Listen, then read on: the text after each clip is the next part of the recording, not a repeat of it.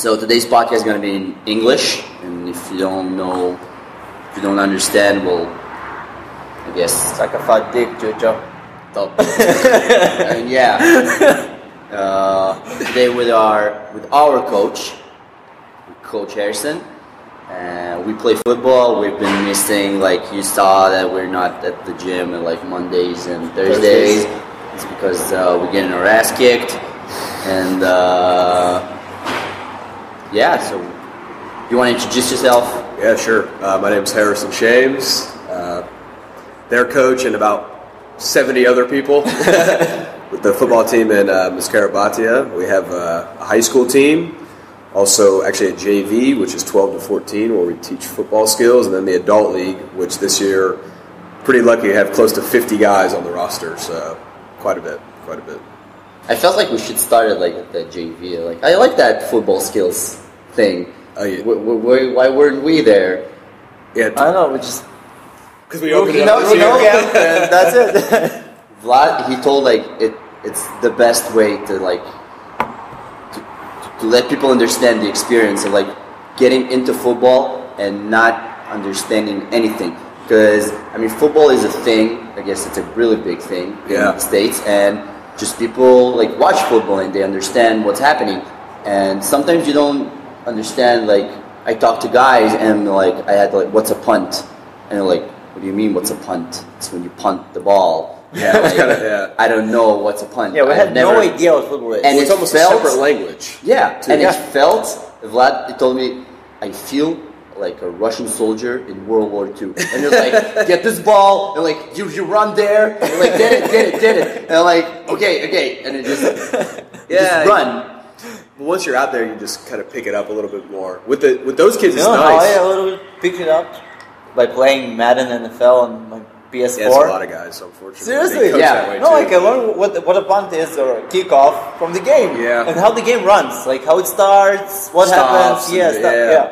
Because when you watch it, I think like on TV too, it's confusing. You don't understand like, okay, all of a sudden it's going to commercial. Or the highlights. Yeah, or like I don't understand anything. And it was like, how long is the game? It's like, it's an hour, but the broadcast is like it's 6 days. We broadcast it over a week. They're like, why? I don't know. Just to go to commercial. They have to. Yeah, it's. I mean, a lot of that is partially just because of like TV and money, but yeah, there's definitely it's a learning curve. You know, getting into, especially you grow up like watching soccer and basketball. I mean, they're much shorter events too. You know, going to a basketball game or a soccer game during the week is not a big deal. It's not like a draining experience. When you go to a football game, it's draining. That's why they play on Saturday and Sundays. Because afterwards you need the recovery time from it. How did you get into coaching, to being a coach? Interesting story. So I was in high school and I wanted to play, and my Jewish mother said no. And so I was like, all right, well, I wanted to be around the game, so I'll never forget I had a U.S. history teacher. His name was Phil Cassessa. It was my 10th grade year, and we would just talk about football most class. I'd never learned about history. And then he would say, he just said, you know, if you know so much about football, why don't you come out and coach with me? And he was the freshman football coach where I went to high school. So going into my junior year, I started coaching with him. And you know, that was a big learning experience for me because I was still... You never played?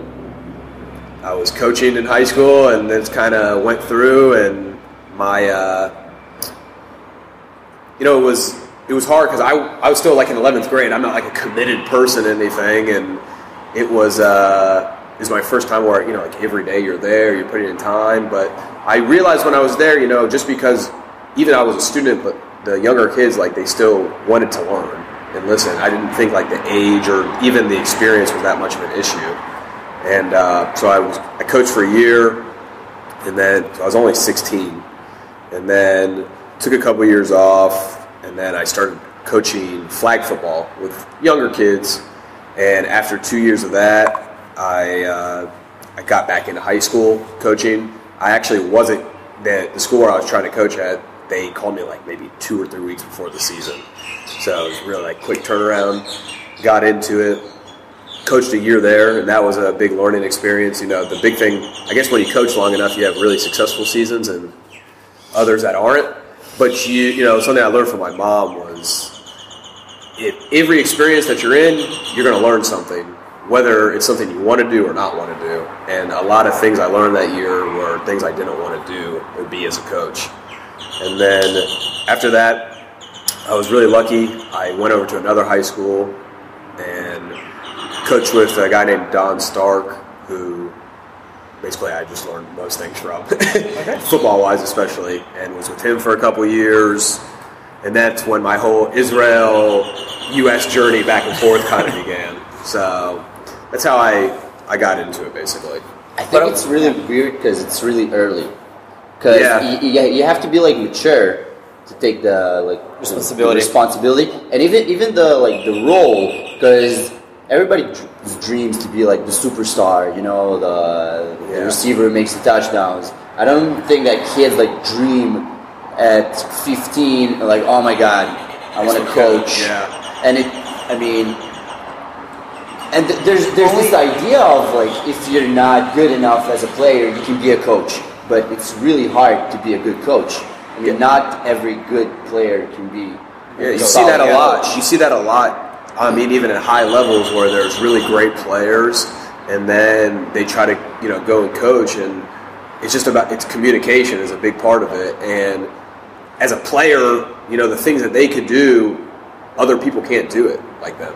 As great football players, maybe they're a Hall of Famer. It'd be very hard for somebody else to even mirror that. So I don't know if the expectations are blurry,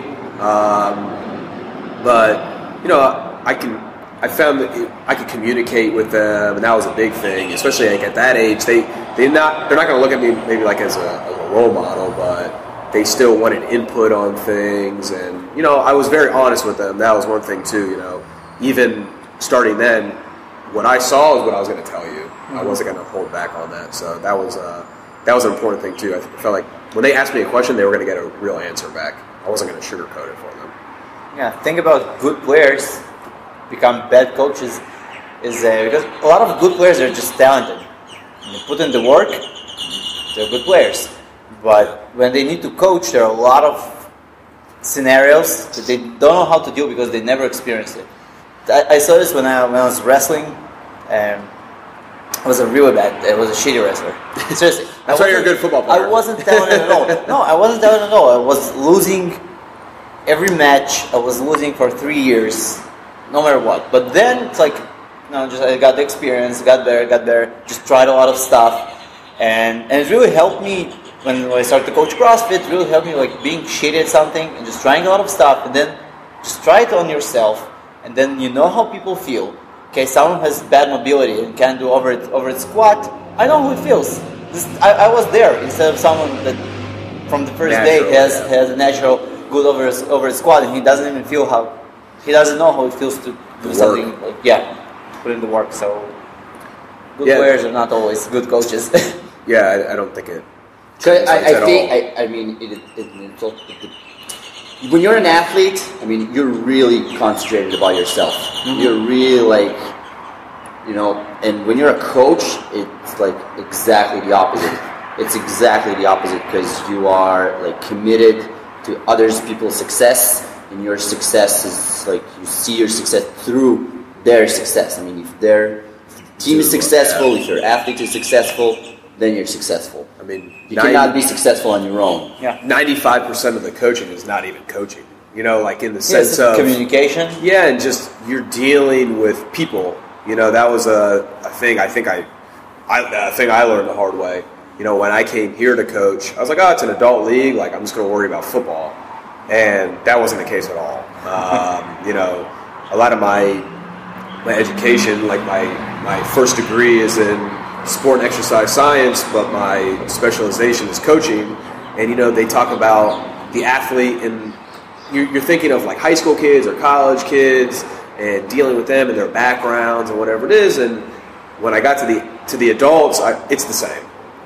People have, whether it's a family issue, it's a work issue, it's a school issue, that's what you're dealing with, and just trying to manage it and get everybody towards the common goal. So that was in my first year. I really learned that the hard way, where I was really just trying to be like almost like the NFL, like it's football.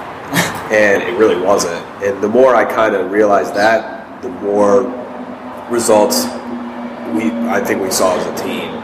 Things started to kind of gel and kind of come together where it's like, it's simple things, simple questions. Hey, how's your day today? How's your wife? How's your kids?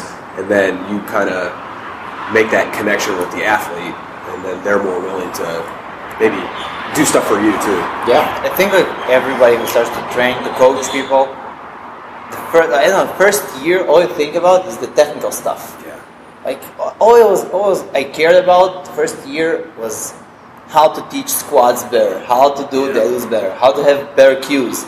But now what I see, that I need to focus more on empathy, to just like to understand how the person is feeling and try to play around, and communication, to find the right language for everybody, because it works. Like everybody's it's different. like this is the 80% of coaching. The other 20 is the technical stuff, which is pretty easy to learn. Yeah. We called it, in school, we called it 3-dimensional coaching. So the first dimension is, the skills, speed, strength, power, whatever it may be.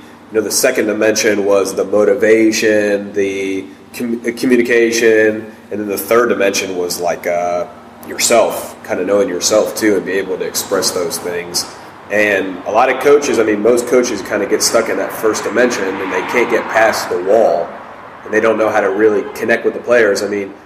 I could be the best at coaching how to catch a football ever, but if I can't connect with my players, it doesn't matter. They don't hear it.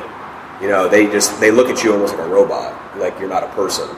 And I think that's what you're kind of getting at. You know the skills, the skill set. That's why you're coaching. Most coaches know the skill sets, but what separates them is they're dealing with people to drive people. Yep. It's a big coaching like in the States, it's a lot bigger. Because we have our own gym and we're coaches, and maybe it's weird that I'm even saying it, but we look at this is my profession. I'm a coach. Yep.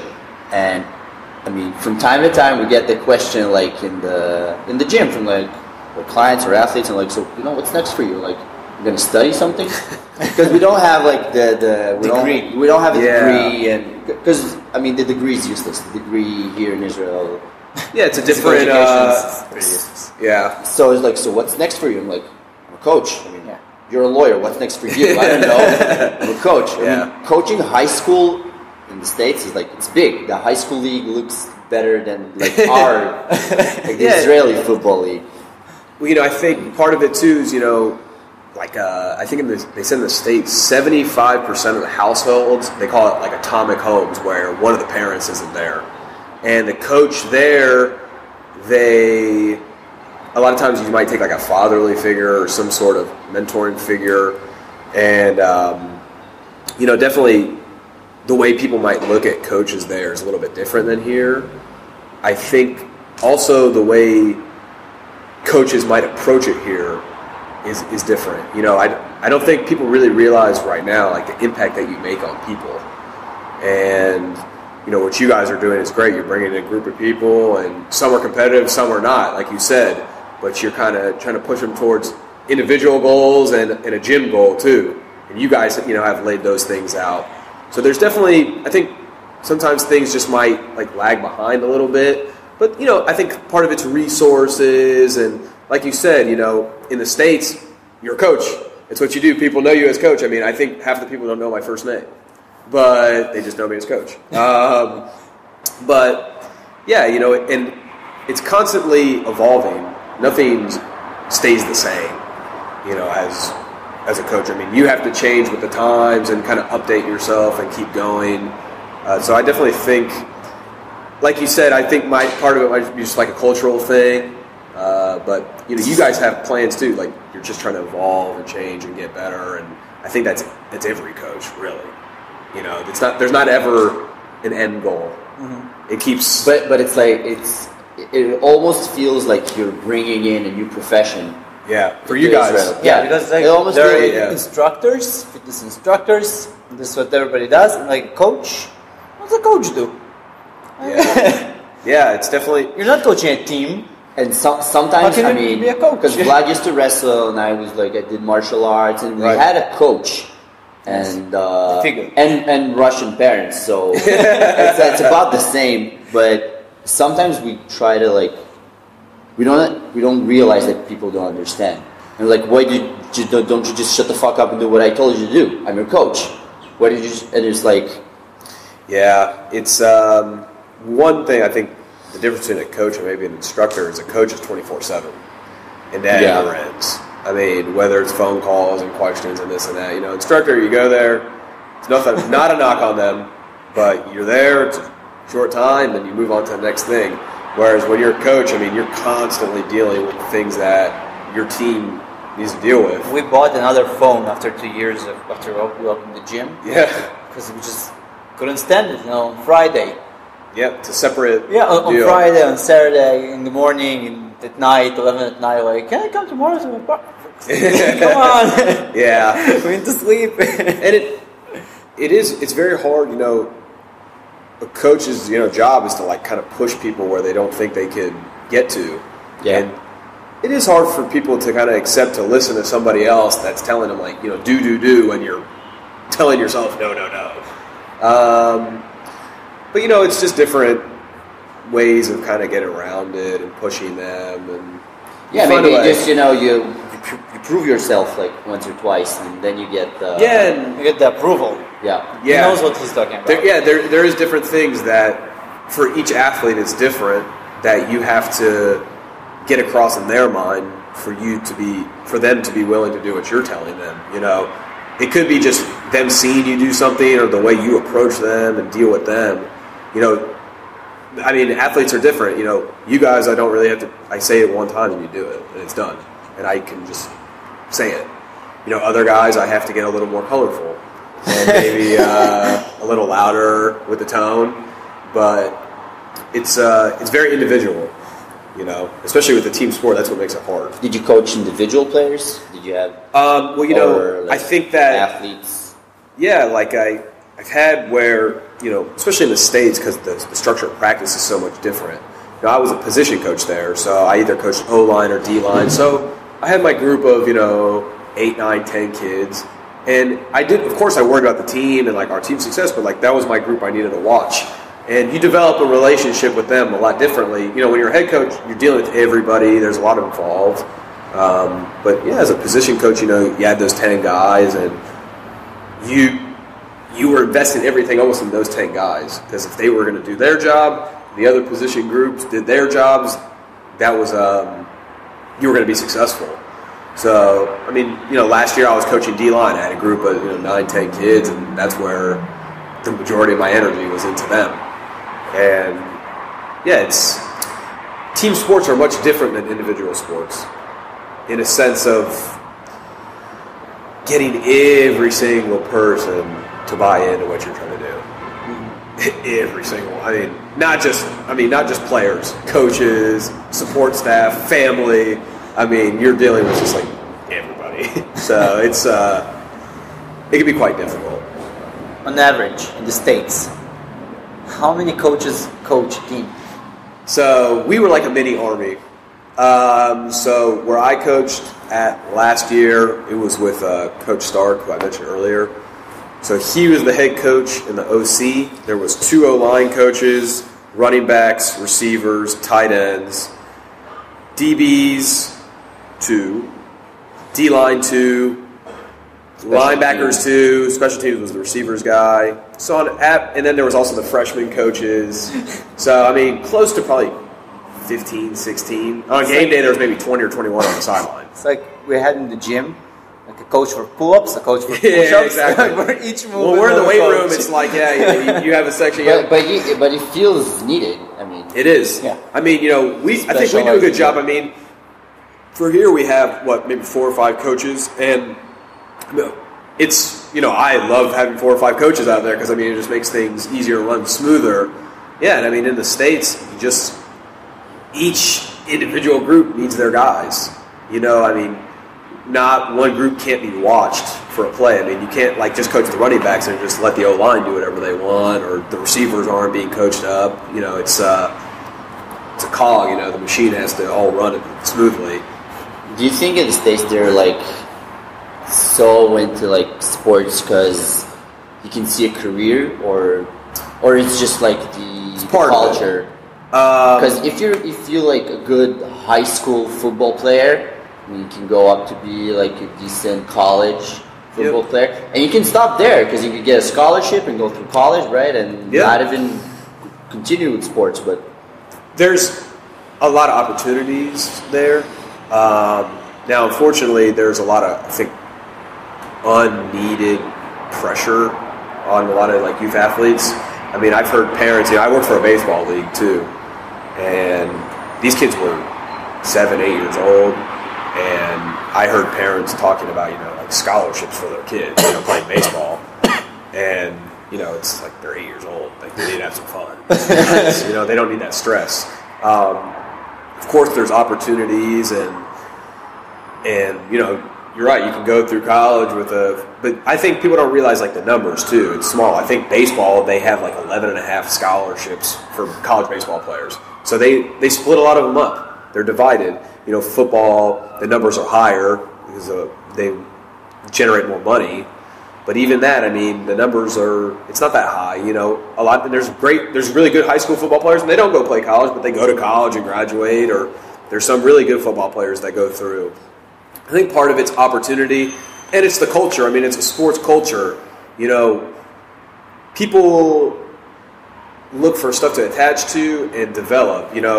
Religion's not the big thing there anymore. It's not like it's sports. Sports is like the religion. And from a very young age, people push their children into sports and all activities. I mean, it might be music, dance, whatever. But they push them in, and it kind of just like takes from there. I think part of it, too, is just, like you said, culturally, but financially. I mean, there's more resources. So, I worked for a great baseball league, and we had, over 300 kids in the baseball league, and 5 minutes down the road, there was another league with 300 kids, and then, 10 minutes from there's another league. And I think that's a big aspect of it, too. There's money involved. Yeah, but I think, money is involved because people are interested. People are interested, and the people at the top realize it's a business. I mean, it's not. It might not be like nice, or I don't know what the word to look at it like that. I mean, it's a business, and if it's a business in the way that you need money for it to run. Yeah, people make a lot of money off of youth sports too. I mean, there is a lot of money involved, and people are making money. But a lot of people look at sports too there as like a maturation process for like a lot of kids. We get kids when they come in their freshman year of high school. Some of them don't make great decisions, and by the end of their time, hopefully their decision-making process is a little bit better. We see a lot of them really mature and grow up. Not everybody there is doing the Army,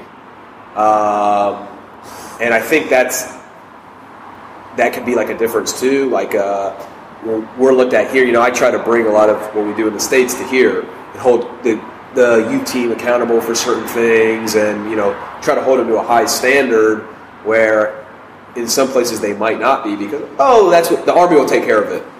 And I'm like, I don't want to wait for that. We can teach them when they're 14 or 15 to make good decisions and do things for the greater good of the team, and not wait for the Army to teach them that. So, and in the States, that's what a lot of sports is. It's like teaching, them responsibility.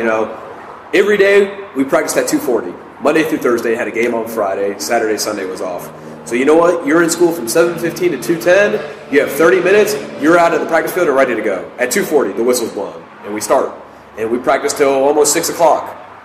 And that was every day. I mean, if you don't have you can't figure out a way to get your homework done and these other things, you're just not going to play.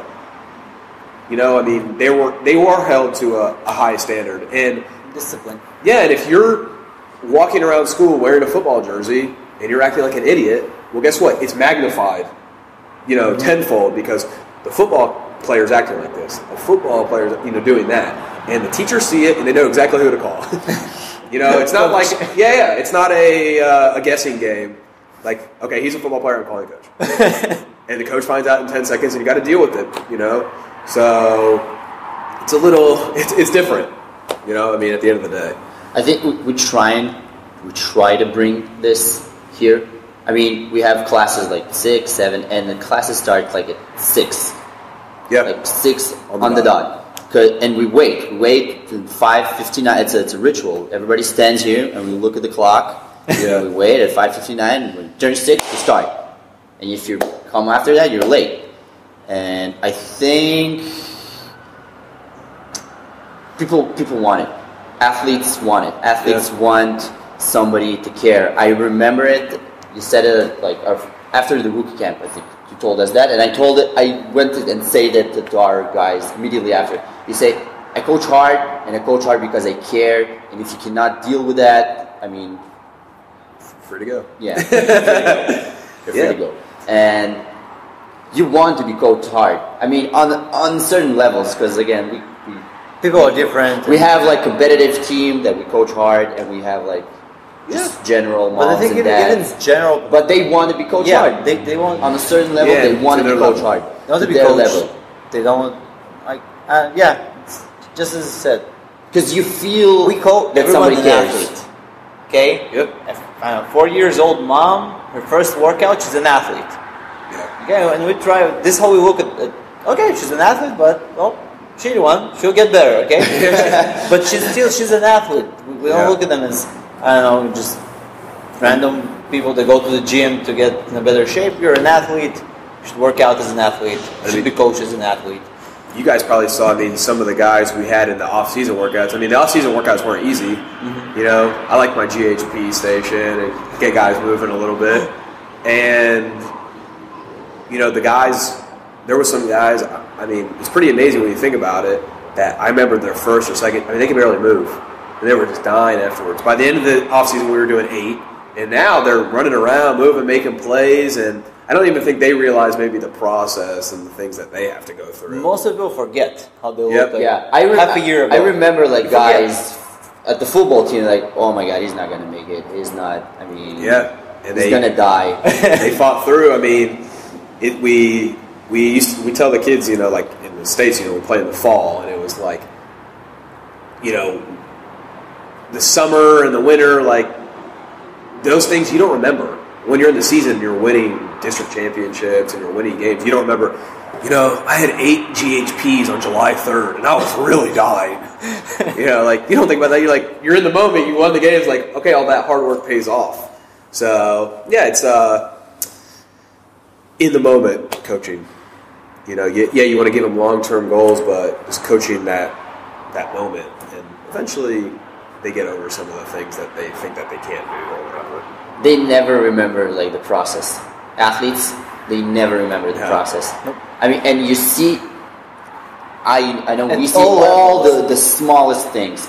I mean, someone who could not, I don't know, he jumped on this box. Yeah. And he's like, yeah, of course I jumped on that box. And you're like, you were out of breath when you came. We're on the second floor, and you were out of breath when you came here to sign up for the gym. Yeah. And you're like, they don't realize it. Yeah. It's I mean, even our football organization has been a huge process. Mano and I were talking about it the other day, and after practice, at midnight, and we were driving. And I said, today was it was a proud day. We had from 6:30 to 8. The JV was on one side practicing, about 6-7 kids. The high school we had 30 kids, and then right afterwards the adults came in. We had 36 people. We put in a lot of work, and I think the the players have really bought in and put in a lot of work, and it's nice to see a football organization run like that and run nicely. And it wasn't it's not an easy practice or anything, but just to have that many people out there in Israel playing tackle football, it's pretty amazing. And it's I think a testament to guys like you guys and the players to kind of keep grinding and going through it. It's not easy. It's not easy. I don't know from the coaching stance. I mean, we're in shape.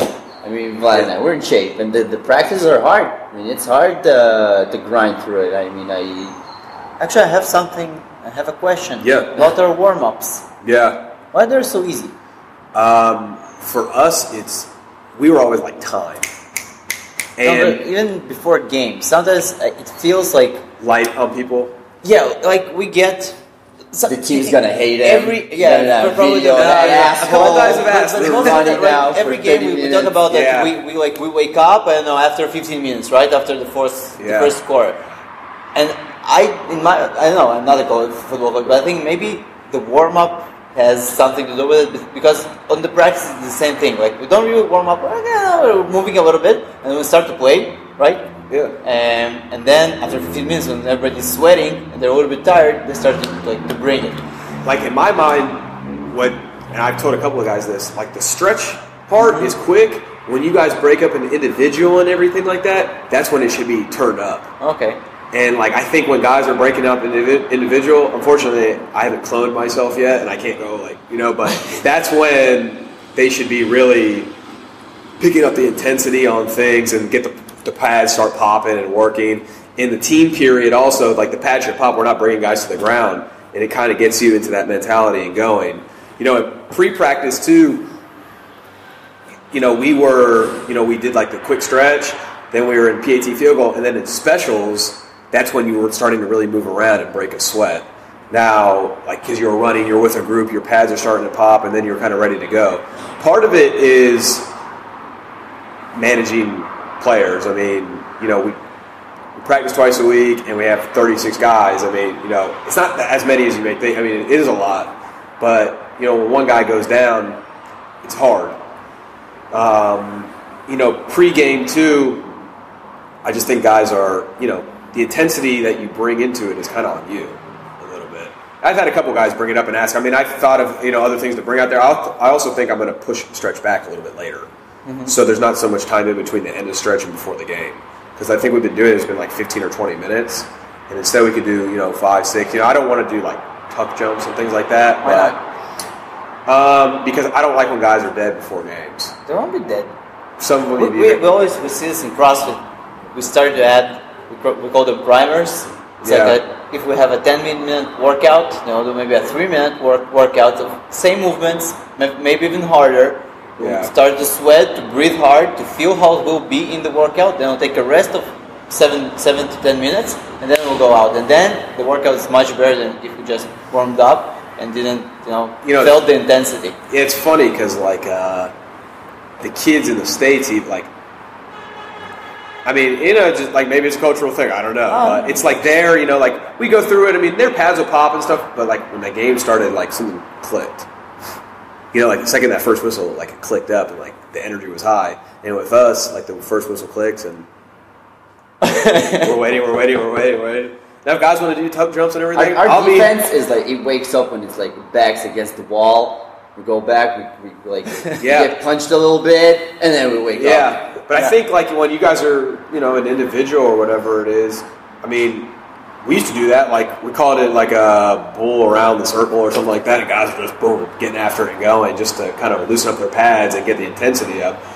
I'll go down to D-line individual before the game next game and see what's going on down there. I mean, I can write it all out for people too, but I think that's maybe just part of it. I just got to do a better job. Let's try to practice it once. Yeah. Doing a longer workout. Bring it up. Some running, some breathing, jumping. Get it going. Yeah, it used to be so long. Just to try it. It used to be so long that like we wasted a lot of practice time. When you start at 8:30 and you really got to be done at like 10:45. I didn't want to spend we used to do like 15 minutes almost of like stretch, and by the end like they weren't really still warmed up anyways. And I've spent 15 minutes on it now, and it's like running out of time. The field guys yelling at me to get the lights off. Give us some short workout, like 7 minutes. I don't know, sprint, 10 squats, sprint, 10 burpees, sprint, 10 something. I'll get you guys going. 7 minutes. Don't worry, next practice. After the practice, we should try it. No, I mean, because we used to, like in the off season, we did the leg swings one day and like the abductors the other day. I think I don't care to maybe do that and add it into the next game where maybe we come out. Everybody's out there around the same time at first, and then the specialists up, and you guys can kind of move. I was watching an NFL game the other day, and they had like TRX bands out there and stuff, and just get guys moving and going around. So. Yeah, I started having the bike.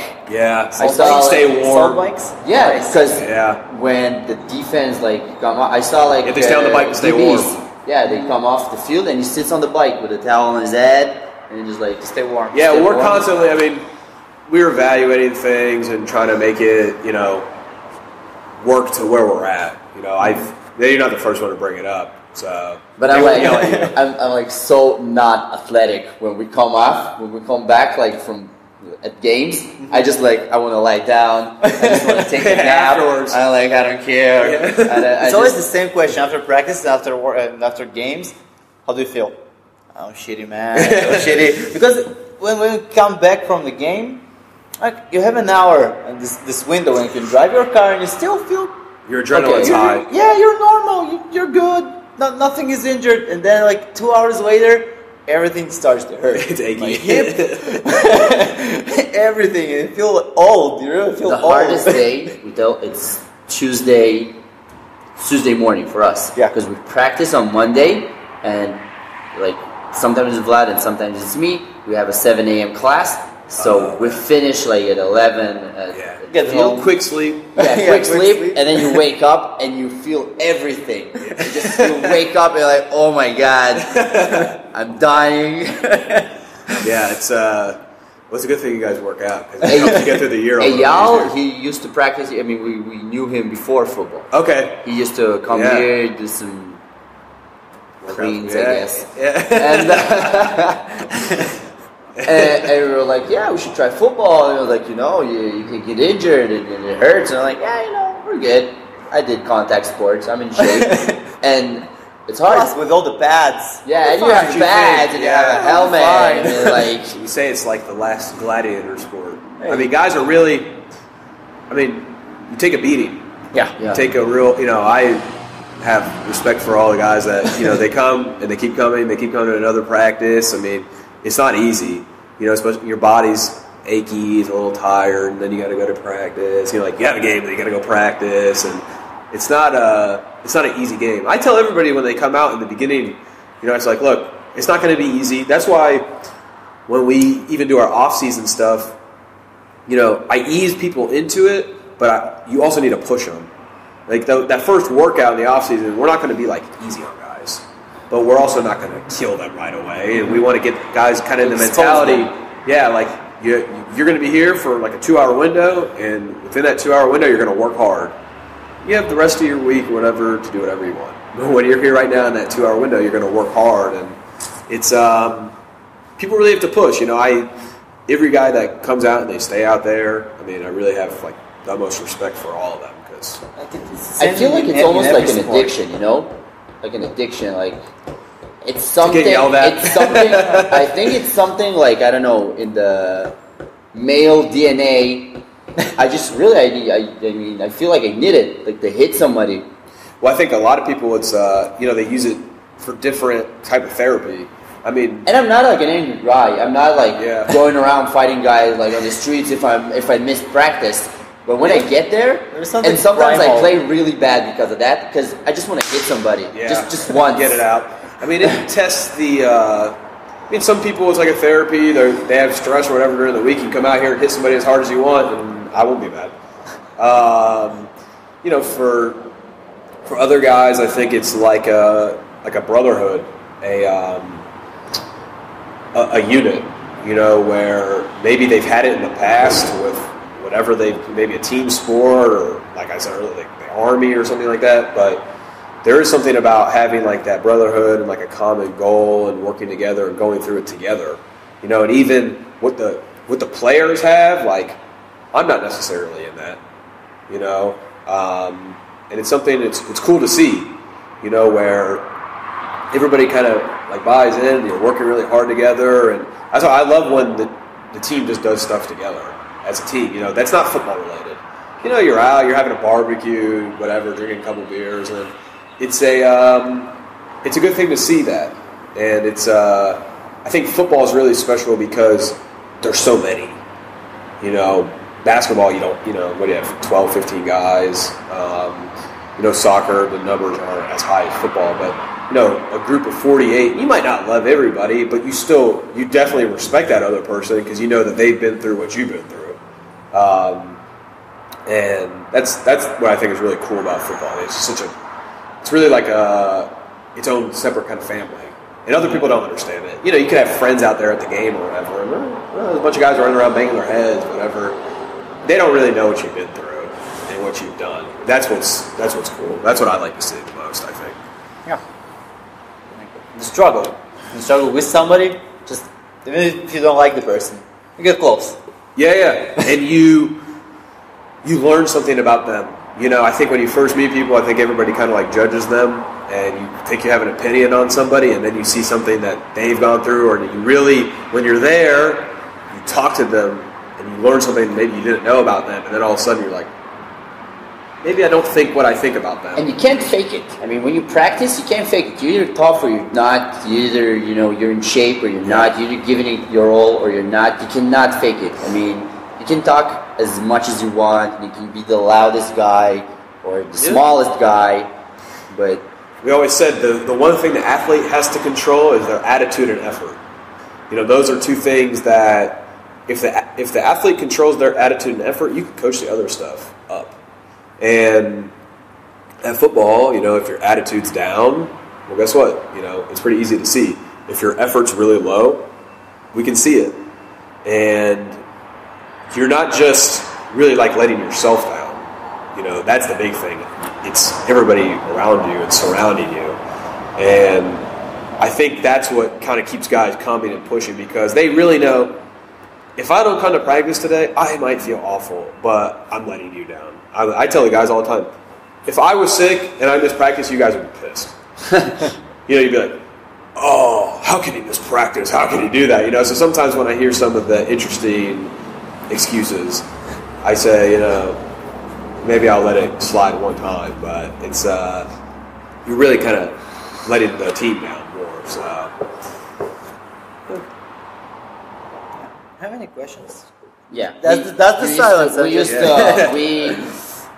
did a couple interviews with a couple of coaches, and I think it's great because we don't have that role model of that guy who's always been coaching like for 40, 50 years, and he's like, I'm not even that old, so. No, you had someone. You had the mentor, the guy that you.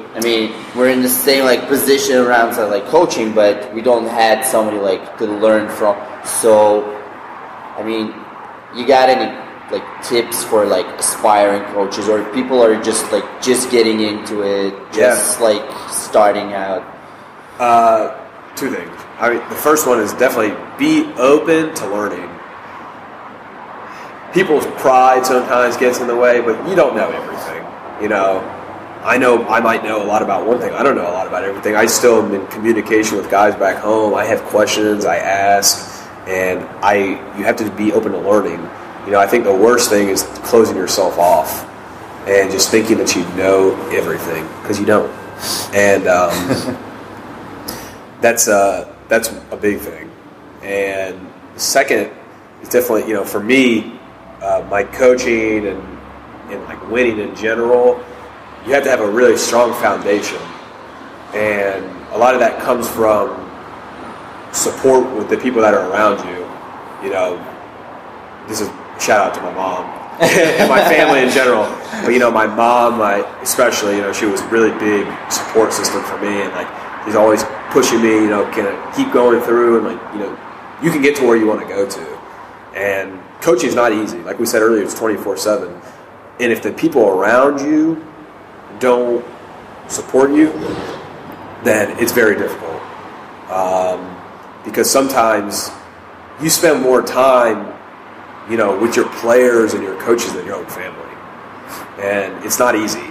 And if the people that are surrounding you understand what you're doing, then it makes it a little bit easier. Not easy, but it makes it a little bit easier, and they can appreciate it and support you and get involved too. So that's a big thing. My family's always been really, really supportive of it. So that was huge for me. So basically. Last game, your girlfriend brought us sandwiches. Yeah, she got sandwiches. She's involved. Yeah, I get everybody in there, get sandwiches, and if my brother was here, he'd probably be doing a million things for everybody. So I make sure to get everybody going. You got anything else? Nope. People want to join the Silverk's. You can either contact me. I'll leave you guys with my number, and then Also, we have a Facebook page for both the adult team, the Silverbacks, and then our high school team, which is the Gorillas. And then you can contact me, and the youth is through the Batnas and Mazkeret Betya, and then the adults are a separate organization. So either contact myself, contact us through Facebook, and we'd love to contact us. Contact these guys, and they'll funnel them my way. Yeah. And we'll get you out there. I think like a question that comes after: do you need to be in shape or have previous experience to play in an adult league? Because this is what sometimes people are intimidated by football because I'm 30, I'm not in that good shape, never played football. What should I like? My number one job is player safety. So I'll never put an athlete in a situation where I don't think they're ready to be in. If the athlete doesn't need to be in helmet and shoulder pads right away, they might not even need to be in a helmet right away. They might just need to run and kind of get them in shape and going. And that's a really important, aspect of it. So you might not know anything about football. You might not be in good shape, but I'm not going to put you in harm's way. So, if you kind of want to come out, get in shape, run around, feel the game out, you're more than welcome to. And then eventually I'll push you towards getting a helmet on. Then I'll put some pads on you and we'll get going. And I think last question, if you don't have anything else, where do you see the IFL, the Israeli Football League, in 5 years? Tough question. I really hope I think it starts with the youth in the high school league. The high school league this year, I believe we're at 11 teams. We moved to 11 on 11 football, and it's really growing and getting better. And I really hope that those athletes that play, whether it's during the Army or after, they come back and play. Eventually you guys get really old and worn out and you need to retire. And the young guys need to, stick through and play. So I think it has a bright future. There's good players in the adult league, but there's really good players in the high school league that can develop their skills. And I think that, if they stick it out and keep going, that, the trajectory is upwards. So that's an important thing. And just as long as coaches keep learning and, the players keep learning and really accept football, then, you never know what could happen. So good things. Good things.